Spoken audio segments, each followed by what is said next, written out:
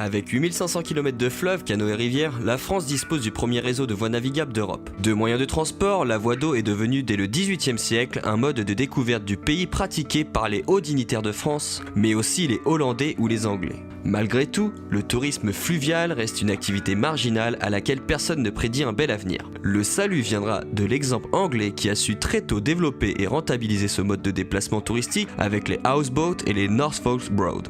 Au XXIe siècle, on associe de plus en plus tourisme à retombées et enjeux économiques. Du tourisme c'est bien, mais qui consomme c'est mieux. En 2016, les retombées économiques globales pour la France avoisinent les 500 millions d'euros. Néanmoins, on peut avoir le sentiment que ces fameuses retombées économiques sont une légende urbaine, une sorte de serpent de mer dont tout le monde entend parler, mais dont personne ne voit le bout de l'euro. Pourtant, c'est une réalité. À Honfleur, la vente de visites guidées aux croisiéristes rapporte 63 000 euros de chiffre d'affaires à l'Office de tourisme et la croisière maritime permet aux commerçants honfleurés de dégager 700 000 euros de recettes par saison. Au Havre, un croisiériste dépense en moyenne 96 euros et 86 centimes sur place et engendre une recette pour l'agglomération qui frôle les 5 millions d'euros par an. À Côte-Bec-en-Caux, un navire en escale va acheter pendant la haute saison et chaque semaine 110 petits pains, 15 baguettes et 10 kilos de moules. L'équipage n'est pas en reste, car lui aussi est un consommateur de Côte-Bec avec une estimation de dépenses de 462 000 euros par an. Qu'en est-il aux Andelys qui accueillent 516 escales en 2017 ?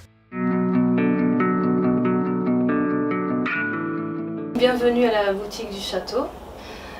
Ça fait maintenant 2 ans que j'ai ouvert cette boutique au rez-de-chaussée de ma maison, donc où je mets en avant des créateurs, des artisans locaux, des créateurs des Andelys, de Rouen, d'Évreux.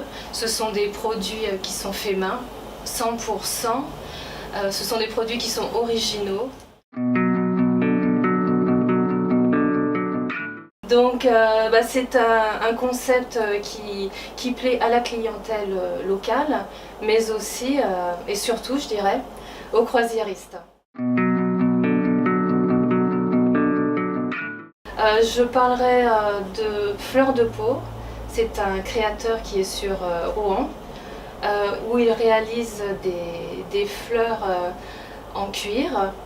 Donc ça, c'est vraiment le produit qu'ils aiment, puisqu'ils retrouvent dans ces fleurs le coquelicot, dit le poppies pour eux, et c'est vrai que c'est une fleur qui est symbolique. Ensuite, je peux vous parler de Time Cuir. Time Cuir qui est aussi un créateur sur Rouen, dont cette personne réalise des montres avec des lanières en cuir, et puis une gamme un peu plus jeune. Et je terminerai par Balade en soie. C'est quelqu'un qui est sur le Val de Reuil, donc lui il fait de la peinture sur soie, plutôt des foulards, des tuniques, donc tous les foulards tuniques sont signés. J'ai 2 dames du Kentucky qui sont venues me prendre des bijoux, donc j'ai parlé du Kentucky parce que je suis allée voir le célèbre derby qui s'y passe à Louisville. Et donc elles étaient assez impressionnées et du coup le lendemain j'ai eu un responsable du bateau qui m'a appelé en me demandant s'il était possible de faire une commande supplémentaire. Donc je lui ai dit il n'y a aucun souci.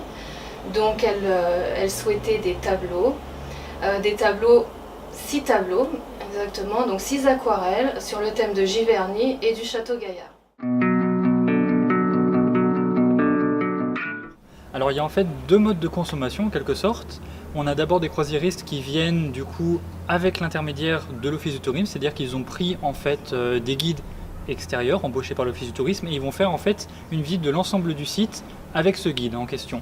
Et après il y a également donc des touristes qui viennent cette fois-ci par eux-mêmes et du coup en fait ils font des visites totalement classiques du site, c'est-à-dire ils viennent nous voir et puis on leur fait payer l'entrée et à ce moment-là ils déambulent et ils prennent connaissance du coup par eux-mêmes des lieux. Alors la visite du château en entier avec leur propre guide, du coup ça fait à peu près 45 minutes sur l'ensemble du site. Et sinon en individuel, ça varie totalement en fonction de l'intérêt des personnes qui portent, s'ils vont lire les panneaux, s'ils viennent juste pour flâner. Donc ça peut aller de pareil 40 minutes à juste une vingtaine de minutes. Moi, ils sont plus là dans une optique vraiment culturelle, ils veulent vraiment se renseigner sur l'histoire du site. Par contre, ils se renseignent surtout avec nos dépliants qu'on leur remet à chaque début de visite, donc ils le suivent tout du long. Et on a donc des panneaux historiques qui sont affichés sur le château. Et donc là, ils vont régulièrement les voir, et sinon ils profitent aussi de la vue et de la beauté du site. Alors c'est surtout les cartes postales pour le coup, là ils en achètent énormément, faut tout dire, et après ils aiment beaucoup aussi les posters qu'on a juste derrière, ils l'apprécient vraiment. Oui, bien sûr, nous voyons beaucoup de croisiéristes puisque nous sommes placés parfaitement par rapport à leur circuit. Et ce qui est assez marrant chez les croisiéristes, c'est qu'il y a quand même deux types de clientèle. La clientèle anglo-saxonne qui aime bien les produits du terroir, le miel, les confitures, le cidre. Voilà, ça c'est vraiment ce qui parle le mieux. Et les livres.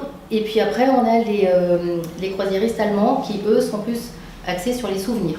Voilà, les petites médailles de Château-Gaillard, les boîtes avec l'effigie de Château-Gaillard ou les drapeaux normands. Voilà, c'est quand même assez scindé et on le remarque partout dans les autres offices de tourisme du territoire.